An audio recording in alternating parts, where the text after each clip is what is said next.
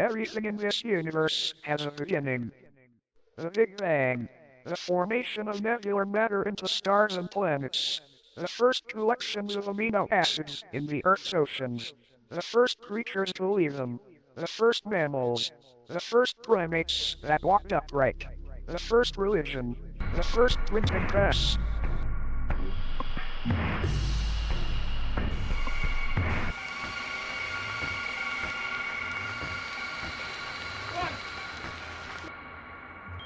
Pump up your space boots and phone home. It's time for Let's Find Out with co-host Diego. Live. To tape from the mothership. It's Let's Find Out with co-host Diego. Bigfoot, UFOs, Stargates, let's find out. Paranormal, intelligent design, entertainment, let's find out. You're listening to Let's Find Out with co-host Diego. Live to tape from the mothership.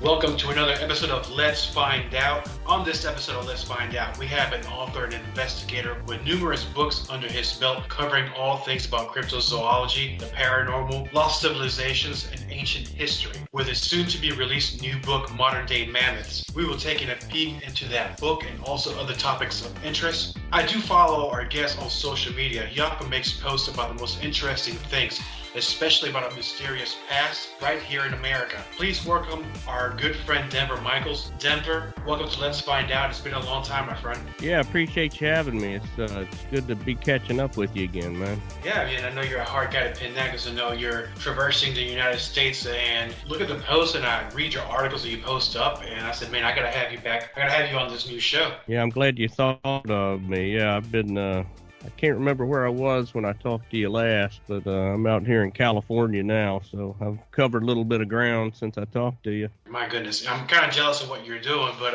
it takes a lot of guts to what it is that you do with all your traveling you do. Yeah, well, me and the wife, we a couple of years ago, sold our house and bought an RV and just kind of hit the road full time. So it's been kind of challenging, with a lot of things, but it's been a lot of fun too. We got the fairly recently we were able to get the Starlink satellite for the RV, so that's kind of been a game changer as far as having connectivity more places than we used to, so it's a little bit easier to do these podcasts and things like that now. No, great, and thank you for making the time to come on. Now, with as busy as you've been with the traveling and exploring and also writing your reports, your website, you managed to find time to write another book, and your soon-to-be released book, Modern-Day Mammoths. Can you give us a little background of where and how long these animals lived? Now, even before that, I know it's in pre-order now. Why that topic of mammoths? It seems that, I don't know, I think a lot of people got into the whole dinosaur thing, but when I was growing up in elementary school, we did cover a lot of things about mammoths and mastodons. So how long ago were these animals around? Well, according to the mainstream, mammoths and mastodons pretty much died off around the end of the last ice age. So, roughly, 10,000 years ago. Now, in Siberia, some islands off of Siberia, they say that probably around 4,000 years ago was when the last of, truly the last of the mammoths died. That's pretty much the mainstream, interpretation on that. But this is a topic that's really, really always interested me. Probably, since I was, a young man, maybe around 19 years old. I'd read a Louis L'Amour book, and for those out there not familiar with him, he's a novelist or was a novelist. I think he died in 1988. But, just a slew of Western novels. And, they're in a lot of ways your typical Western novels, but he would always work in these little tidbits in his books.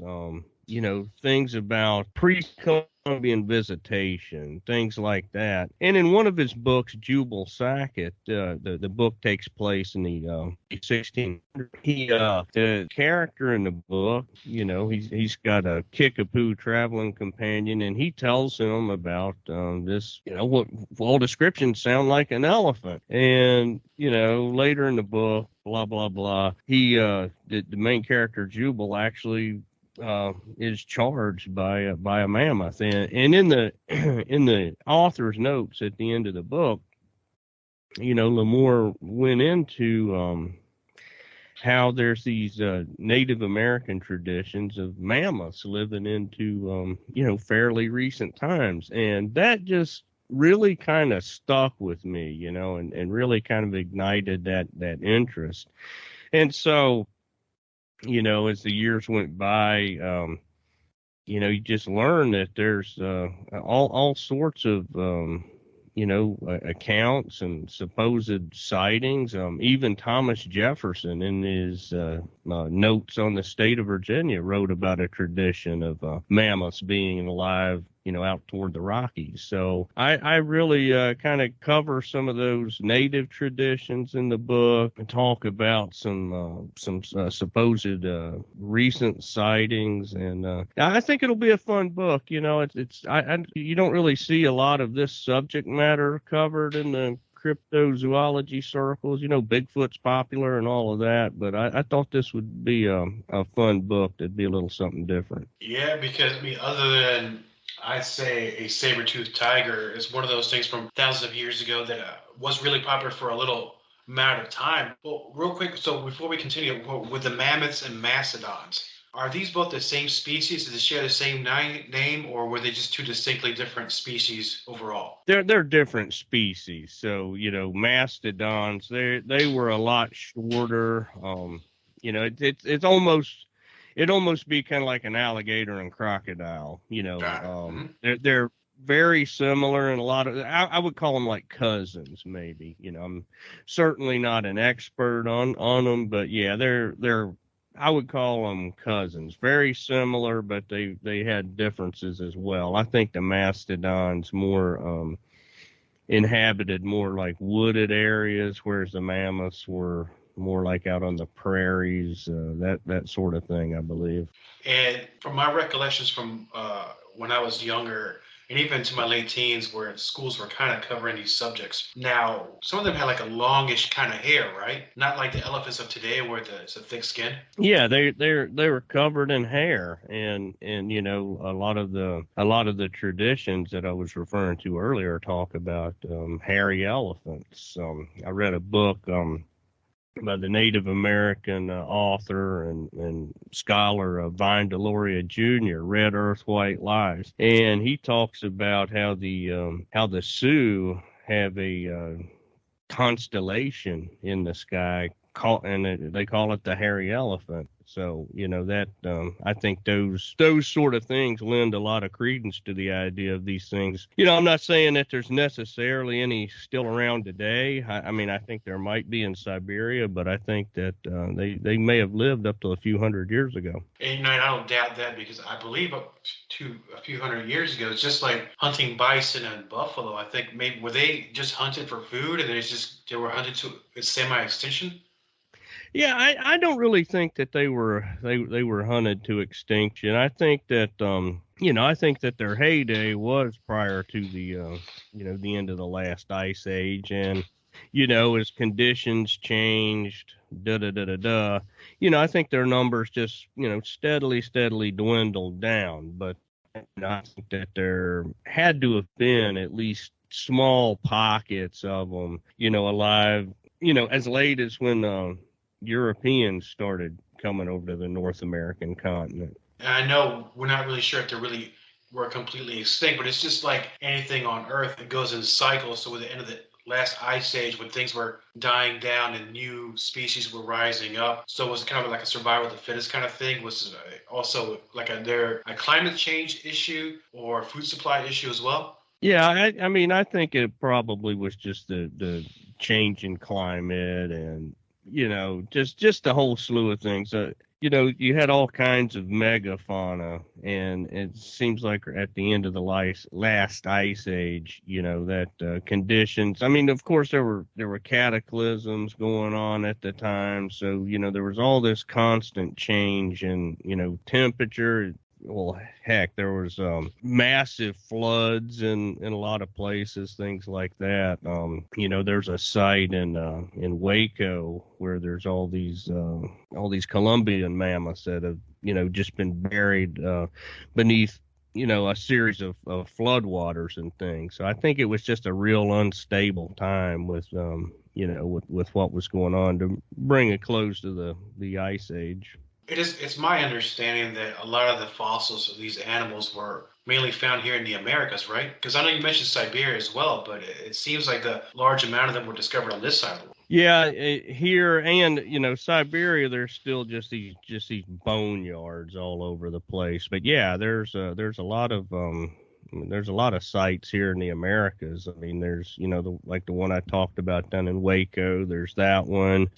Around in Kentucky, there's this Big Bone Lick, they call it, and there's just tons of mammoths, mastodons there. There's a site in South Dakota, Hot Springs. There's a huge site there. Out in L.A., there's the tar pits where a lot of them are preserved. So yeah, I mean there were definitely a lot of them here in North America for sure. It's kind of funny. Back when I was growing up, I heard. I don't know if you heard, because we're about the same age, so we probably heard the same things back then, where I don't know if it was a tribe of natives, I don't know in what country, where a perfectly preserved mammoth was found, but once they melted at ice, they actually ate it for food. Did you ever hear that old tale? Yeah, well, there's actually a lot of those stories, especially in Siberia. You hear a lot of those stories. I think there might be some from up in Alaska too, but yeah, I've read several stories about that, and supposedly the meat's kind of tough, but not all that bad, as far as the taste goes. And because you were talking about megafauna, so we're talking about the size of these animals. So an elephant is considered pretty much small compared to the size of a mammoth, right? Yeah. I mean, I guess it sizes vary. I mean, like the Colombian, there were different, subspecies and all that. The Colombian mammoths, a little bit smaller, but the woolly mammoths. I mean, they were huge. They were enormous. I mean, I think they might have been like, close to 20 feet tall in some cases. Wow, because I would think that something like that would be easy to spot, but in the field that you're in, there's a lot of things that could possibly be still alive, but they're very good as far as, I'm going to say hiding, but maybe they live in hard to reach places where humans can't get in. Yeah, well, that's what I think. I mean, I'm not suggesting that there's any mammoths really alive in the U.S. I mean, maybe up in some of the real remote places in Alaska and Canada. I think the best place that they could be alive would be in Siberia. You've got just this massive forest there that's about 2/3 of the size of the U.S. and nobody lives there. I mean, there's a few scattered tribes of indigenous people there, but I mean very small in numbers, and conceivably, I mean, there could be herds of thousands of these things, within this enormous forest, and I mean nobody would ever, I mean, nobody lives there, nobody goes there. How would you even know? That's kind of why I allow that some may be alive today. But, I'm not saying that, that there's a herd of 1,000 of these things out in Wyoming or anything. I'm not saying that. No, and I would think that the numbers would be pretty low if they even are a version of that animal alive today. Yeah, I mean, they would definitely be what we would call endangered species. They would just be, just a small remnant alive. And that's, and that's what I think, we were looking at, when talking about them living into fairly recent times in North America. I mean, a lot of your native tales talk about how that they were here, but the creator like struck him with a lightning bolt, and the last mammoth ran over to the Rockies, where he's still alive today. A lot of them talk about how there were a lot of these things, but nowadays that there aren't. So I think you're just really talking about just a small remnant population kind of hanging on into fairly recent times. And I know that a lot of fossils have been discovered, like I said, on this side of the world. Are you aware of any museums now that have anything on display? Because the last time I went to a museum, I actually went to the Smithsonian in D.C. many years ago, and I know I don't know if it's still there. They have a large elephant right in the center, I think in the lobby area. Very huge elephant. I've never seen anything that big, but are there any displays or any fossils being displayed in any other museums that you know about? Well, in the site I mentioned, Waco, that's actually a national monument. It's just on the outskirts of Waco, Texas. It's and I think it's called Waco. I think it's called Waco Mammoth National Monument. I think is what it's called. But anyway, yeah, I went there, I think in 2018, 2017. And so you go there, it's like, I don't know, I think it's like $5 to get in, but, a ranger will take you over to this huge enclosed building. I mean, it's huge. And inside the building is all of these bones, that are being excavated. I think, once in a while they might still do a little work in there. I'm not sure, but there's just all these, mammoth bodies, in situ. And that's a very cool thing to see, a cool place to go. The place I mentioned a minute ago in South Dakota, in the little town of Hot Springs, they've got it's similar, to what I'm describing in Waco, where it's enclosed, and they are still conducting excavations there. I'm trying to think. I know I've been to some, I want to say the Natural History Museum up in New York City. I think that has I was up there several years ago. I think that they've got a woolly mammoth skeleton, reconstruction on display up there. I'm pretty sure they do. I'd have to go back and look through my pictures to to remember. I go to so many places, things start to run together. But yeah, I think that they do too. Yeah, I wouldn't doubt they have that, because I believe that's probably the top of the line place where you can find things like that. Yeah, I mean they got. I mean it's so many levels and so many different things. I do remember for sure that they got they had this massive plesiosaur skeleton. They had some pterosaurs, things like that. I'm pretty sure that they did have that big woolly mammoth one, because they had some saber-toothed cats, all that stuff. I mean, if anybody's interested in that stuff, that's a really cool place to go. I believe people would be interested in seeing that, because I don't think that nobody's mentioned this subject in a very long time, like you said.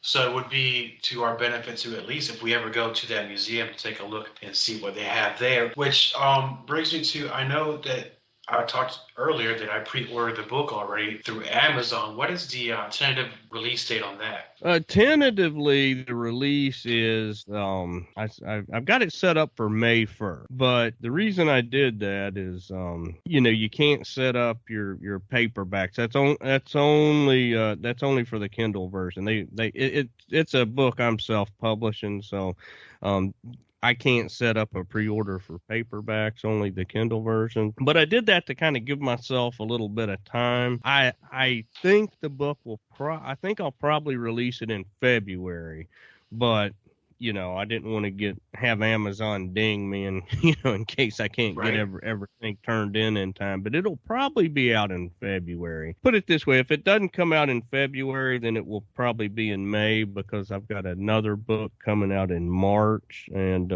this is when I actually have a publisher that I'm working with, History Press, and I don't want to interfere with with their ability to promote the book during its release. Sure, quite understandable. Well, you mentioned it, and let's talk about that book. We don't have to deep dive into it, but so what is the subject of this yet another book coming out. Yeah, this is called Strange Tales from Virginia's Foothills to the Coast. And it's sort of a follow-up on another one I did a couple years ago, which was titled Strange Tales from Virginia's Mountains. It follows a similar format, except it kind of covers the part of Virginia that's east of the Blue Ridge. So you got, Northern Virginia, Tidewater, Richmond area. And, it follows a similar format in that the first part of the book, I talk about some of the cryptid creatures, strange sightings of, be it out of place animals or Bigfoot, what have you. And in the second part of the book, I go into some of the lost treasure tales from that part of the country. And in the third part, I just kind of wrap it up with just like some miscellaneous cool stories. So it's a fun book, and I'd tell people not from Virginia or the East Coast even, if you like cool stories, it'll be a fun book no matter where you're from. No, it is interesting ever since I really started getting serious and doing a lot of research more about Virginia. I was pleasantly surprised. Of course, we know Virginia is full of history from back in the colonial days and things like that. As far as supernatural, cryptozoology, or anything else, I was not prepared for the amount of information that was out there. Yeah, there's a lot of Virginia's got it.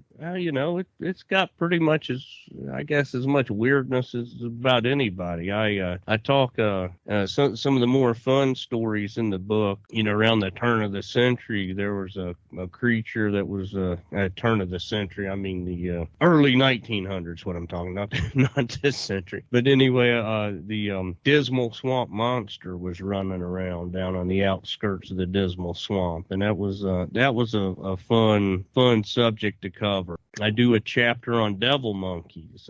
Devil monkeys is really, Virginia is I think it's the best place for those devil monkey sightings. You get a lot of historically you've had a lot of those sightings from Virginia, and then I delve into a little section on the Mount Vernon monster, where there was a creature in the late 70s and early 80s roaming around George Washington's old estate. So it's a lot of fun stories in there. No, that boring. I'm chuckling not because. Oh no, it's kind of funny because I've heard a lot of things.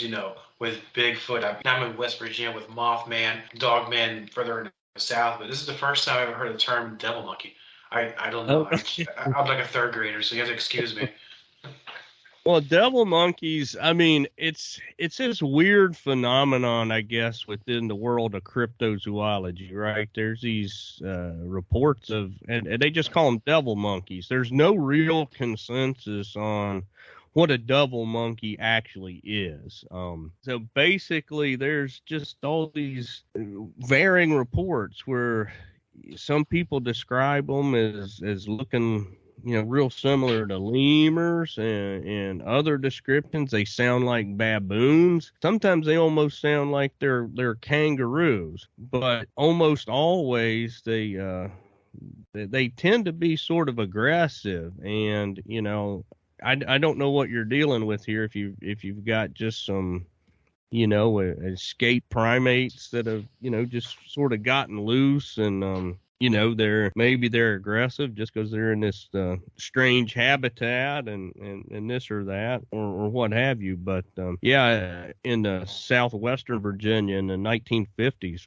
there's just some bizarre tales where, these two ladies were driving, like a ragtop convertible car, and, this monkey just like dives onto their car and like rips the fabric of their convertible up. And there's another report in the same town where a monkey like latched onto the side of a moving car and left long scratch marks down the car. And And this kind of went on for a while and sort of went away. And then in the 70s, not too far from that town, there was a report where a monkey like ran out from the woods and like took a swipe at a guy. He's driving with his arm out the window, and the monkey like took a swipe at his arm. And then 2010s over in eastern Virginia, over Goochland County way, there were just some bizarre reports of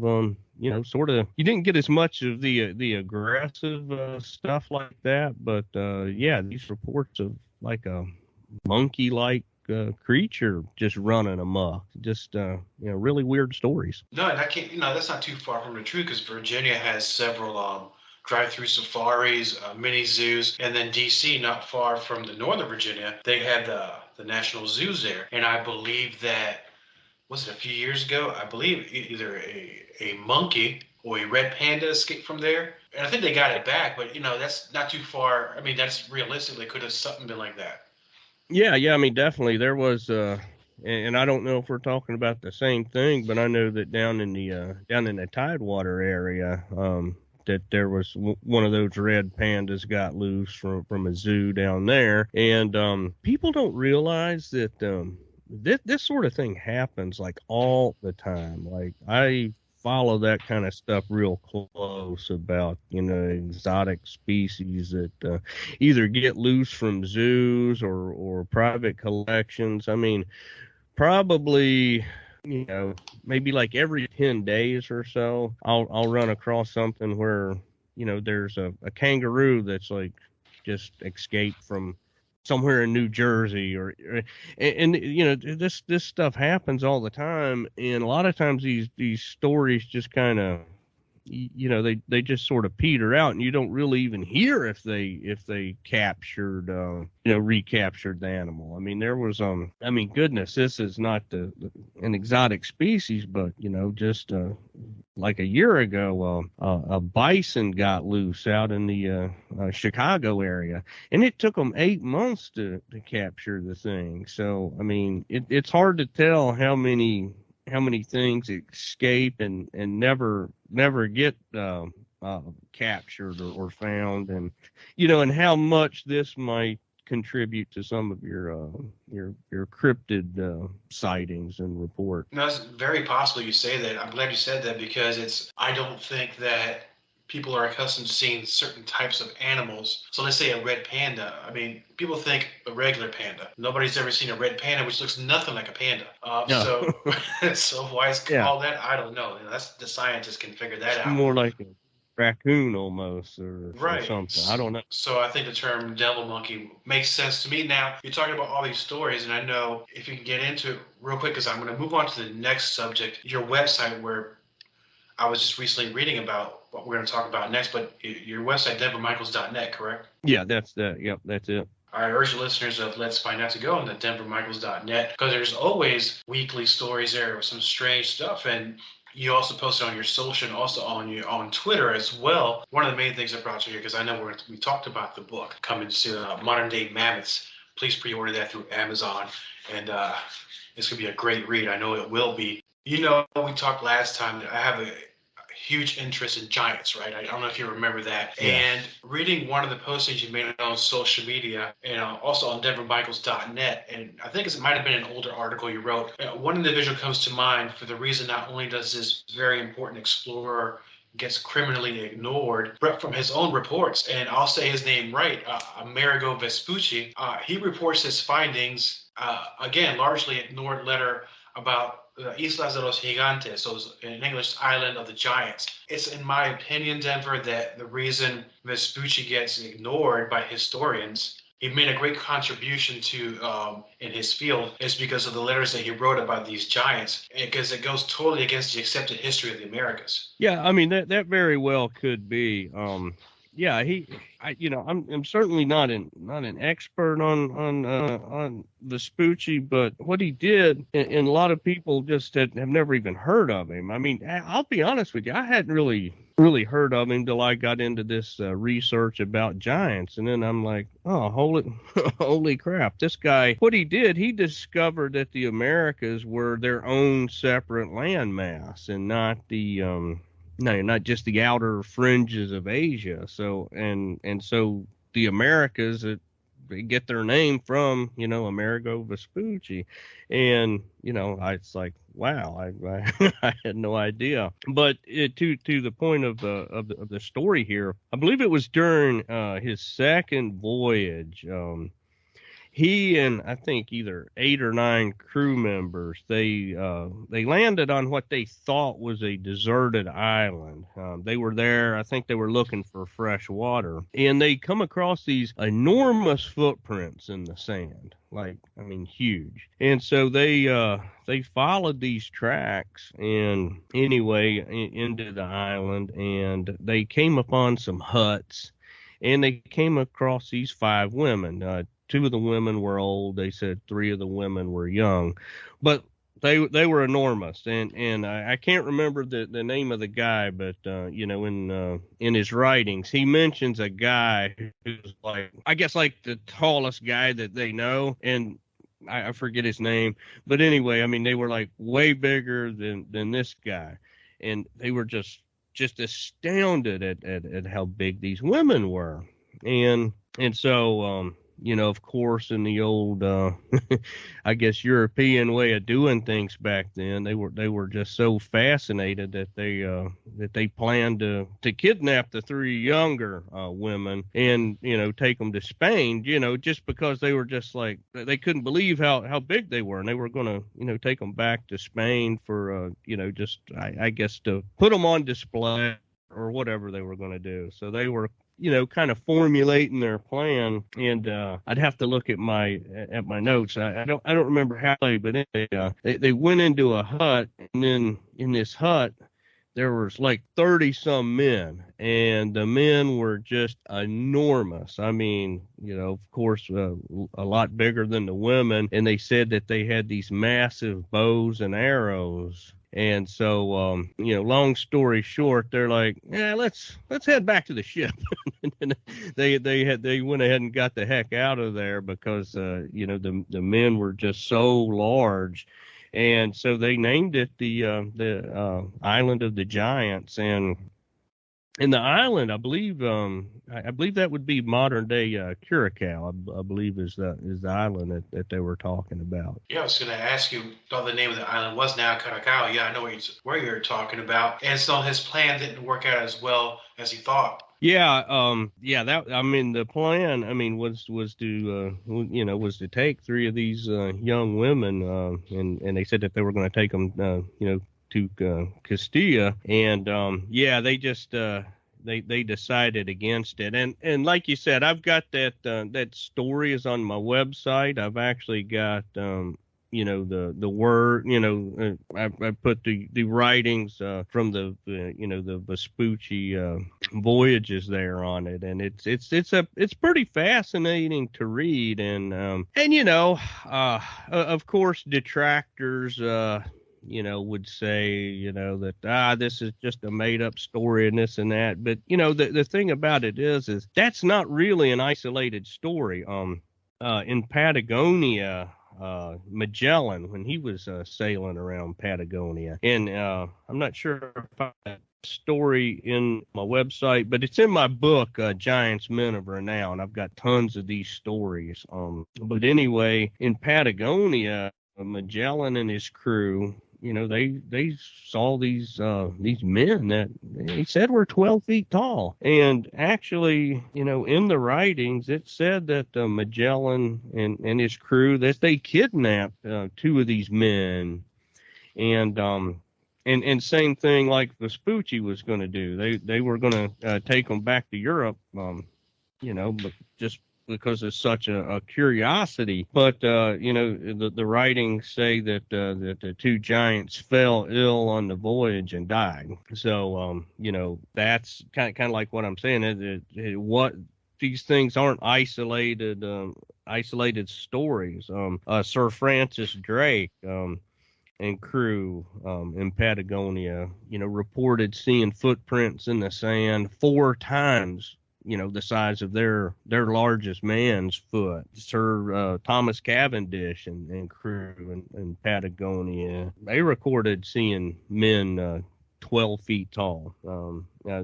The Dutch in the late 1500s, early 1600s, same thing, reported men 10 to 12 feet tall in Patagonia. So, you can scoff at these old writings all you want, but to me, it kind of points to, that there's something was going on there, something at least worth looking into. Well, where there's smoke, there's fire. So there's got to be something to these stories. I think so. I mean, I honestly think so, because there's tons of those tales, and there's old the Spanish talked about stories that the indigenous people told them, in Peru and Ecuador, where these giants long ago landed in boats, and they were like stole all the food and like subjugated the people and things like that. There's a tale from Ecuador, kind of the same thing. These giants from boats made life so miserable on the indigenous people that they had to kind of go back deeper into the interior to kind of get away from them. So, I mean, there's all these stories, and I mean, to me, it just points to, when you consider like your stories from the Bible of giants, and it kind of corroborates a lot of the stuff like that, and sort of points to it.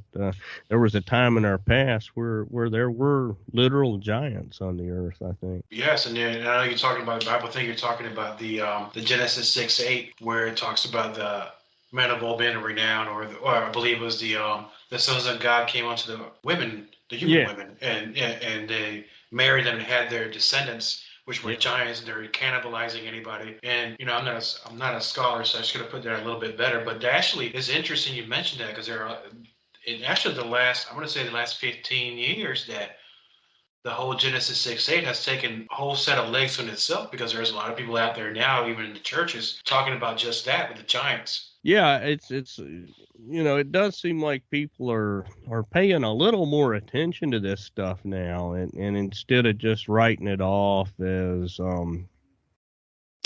fairy tale or old superstition, people seem to be at least entertaining some of the possibilities of these ideas, and the Bible, not just there, but of course you got Goliath, and there's lots of other giants mentioned as well, and the thing about it, like, there's, for instance, like with the Goliath story, there's all these specifics given. Like, there's it tells like how much his armor weighed. It tells how many cubits he was. There's another giant, Og, in the Bible. There's specific measurements given of how big his bed was. Mm-hmm. It's like the specific measurements and things that, to me, points to it being more than just some sort of fairy tale. No, and as we talked about earlier, and I mentioned it, I think now these things are coming to light. I think this generation hopefully takes a stronger interest in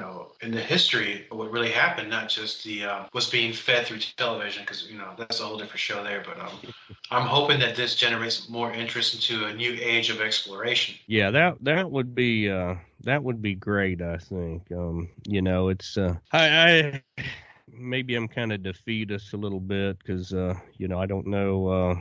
I just always wonder with a lot of the interest, like in the UFOs now. I don't know how much is like a government psyop and all that stuff, or if there is a lot of interest, I don't know if the mainstream will catch on, and the government is right in there with funding the mainstream, and if they'll sort of steer things the way that they go. I don't know, but I mean, I think that the interest is definitely a positive thing for sure.